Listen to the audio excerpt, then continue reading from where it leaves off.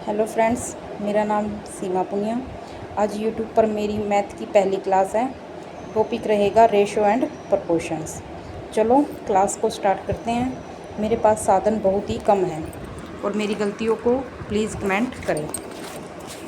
देखो, जैसे मैंने अभी अभी आपको बताया कि हमारे चैप्टर का नाम है ratio and proportions. Ratio and proportion, चलो हम अब इसको थोड़ा सा बता देती हूँ मैं, रेशो क्या होता है और प्रोपोर्शन क्या होता है। रेशो के में देखो, रेशो में ये ऐसे, जैसे मान लीजिए हमने ये लिख दिया, ये जो ये डॉट है ना, इसको क्या बोलते हैं? रेशो बोलते हैं। इसको हम क्या बोलते हैं? रेशो बोलते हैं। इसका मीनिंग होता है भाग। रेशो का मीनिंग क्या होता है? भाग। जैसे A रेशो B, तो इज इक्वल टू हम इसको A अपॉन B लिख सकते हैं। इसको हम A अपॉन B लिख सकते हैं। जैसे ये 2/4 है, तो इसको हमने काट के 1/2 लिख दिया। तो आई होप आपको रेशो की समझ में आ गया होगा। अब नेक्स्ट पे हम चलते हैं प्रोपोर्शन। प्रोपोर्शन का मतलब होता है बराबर। प्रोपोर्शन का मतलब होता है बराबर।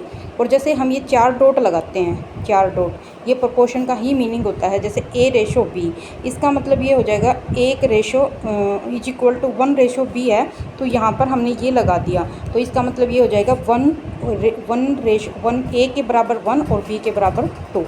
तो आई होप आपको ये भी समझ में आ गया होगा। अब है व्युत्क्रम अनुपात। इसका मीनिंग होता है उल्टा। इसका मतलब होता है उल्टा। जैसे A रेशो B, ठीक है, इसको ये इसके इक्वल है A अपॉन B के, पर जब हम इसको व्युत्क्रम अनुपात में लिखते हैं तो हम इसको ऐसे लिखेंगे B अपॉन A। आपको जो कोई बातें ना समझ में आए प्लीज़ कमेंट करें।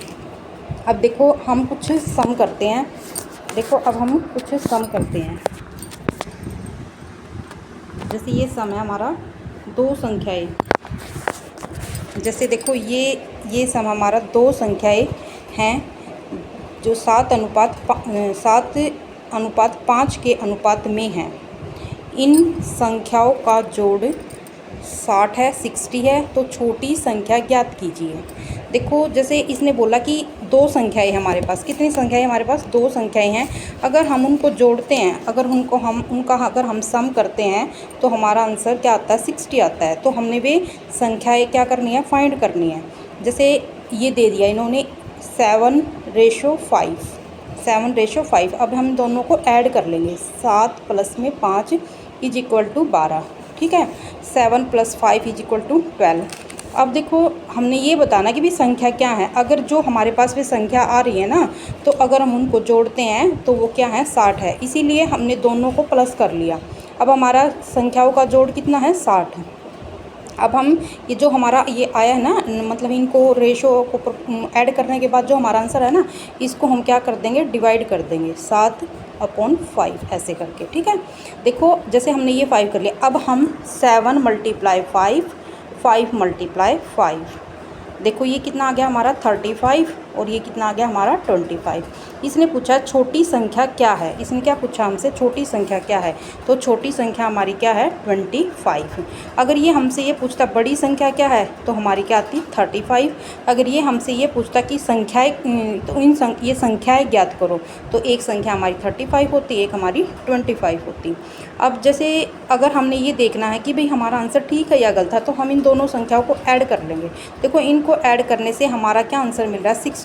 और इसने बोला था कि इन संख्याओं का जोड़ क्या है? 60।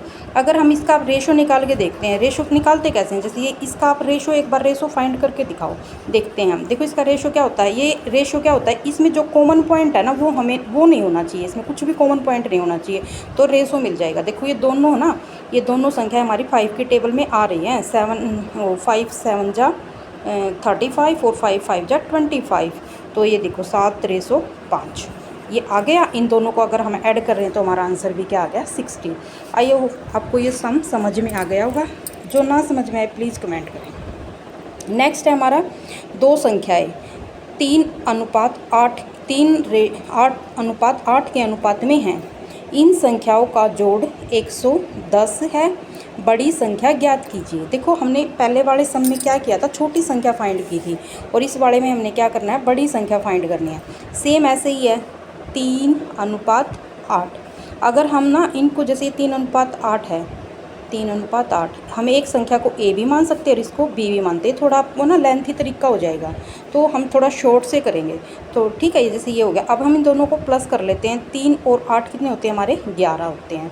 अब ये देखो इन संख्याओं का जोड़ a plus B is equal to किसके बराबर है? हमारे इसके। और ये जो रेशो हमारा a रेशो b, जो इनको अगर हम प्लस कर रहे हैं तो ये आ रहा है।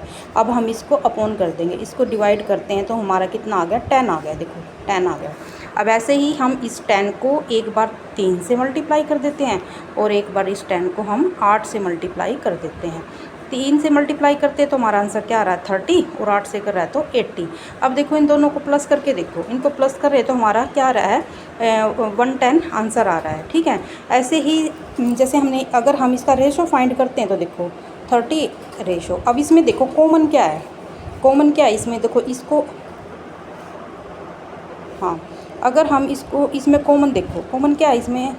मल्टीप्लाई 3 और 10 मल्टीप्लाई 8। अब इसमें कॉमन क्या आया? हमारा 10 आया है, तो इसको हटा देंगे हम। इसको मान लें इन दोनों संख्याओं को हम 10 से वो कर देंगे, डिवाइड कर देंगे। 10 से डिवाइड करने पे हमारा 3/8 आ गया। तो ये हमारी संख्या राइट है। ठीक है, ये संख्या हमारी, यानी कि ये हमारा आंसर 3/80 हमारा राइट आंसर आ गया। इसमें से हमने क्या बतानी है? बड़ी संख्या बतानी है। बड़ी संख्या हमारी क्या है? 80। तो हमारा ये आंसर आ जाएगा। तो नेक्स्ट सम देखते हैं सम। देखो दो संख्याएं 2:3 के अनुपात में है। इन संख्याओं का जोड़ 75 हो तो संख्याएं ज्ञात कीजिए। ठीक है, अब ये देखो 2:3 A/B, यानी कि 2, इनको अगर हम प्लस करें तो हमारा आंसर कितना आ रहा है? 5। अब देखो जो संख्याओं का जोड़ है ये कितना हमारा? 75 है। अगर अब हम इसको 5 से डिवाइड कर देंगे, जैसे हमने ऊपर वाले सम में किया, इनको अगर हम डिवाइड कर रहे हैं तो कितना आ रहा है? 15 आंसर आ रहा है। ठीक है, ऐसे ही हम 15 को एक बार 2 से कर देंगे और एक बार 15 को हम 3 से कर देंगे। अब इनको डिवाइड करने से क्या आ रहा है? 30 और 45। अब देखो इन दोनों को ऐड करो, 30 और 45 को अगर हम ऐड कर रहे हैं तो हमारा कितना आंसर आ रहा है? 75 आ रहा है। ऐसे ही अगर हम इनका रेशो निकालते हैं तो 2:3 आएगा, क्योंकि इसमें क्या है? 15 कॉमन है। इन दोनों में क्या है? 15 कॉमन है। अगर हम कॉमन को बाहर निकाल रहे हैं तो हमारा आंसर क्या आ जाएगा? 2:3। इस तरह है ना, हम अपने सम को भी चेक कर सकते हैं कि हमने सम गलत किया है या ठीक किया है। देखो नेक्स्ट सम हमारा, दो संख्याओं 5:9 के अनुपात में है। हमारे पास ऐसे ही दो संख्याएं हैं 5:9, 5:9। अगर अब हम इन दोनों संख्याओं को ऐड कर रहे हैं तो हमारा आंसर बताओ कितना आ रहा है? 14 आ रहा है। ठीक है, इन दोनों को ऐड करने से हमारी जो डिजिट संख्या आई है वो कितनी आई है? 14 आई है। अब जैसे इसने गिवन है इसमें इक्वेशन में कि इन संख्याओं का जोड़, इन संख्याओं को अगर जो हमारी जो संख्या हम फाइंड करेंगे ना, उनका अगर हम जोड़ करते हैं तो आंसर कितना आता है? 84 आंसर आता है। 84 को हम 14 से डिवाइड कर देंगे। अब देखो 14 की टेबल में देखो 84 कौन से नंबर पे आ रहा है? 6 नंबर पे आता है। ठीक है, इसको हम काटेंगे तो 14 6 जा 84 होता है। अब इसको हम एक बार तो 5 से 5 मल्टीप्लाई 6 और एक बार 9 मल्टीप्लाई 6।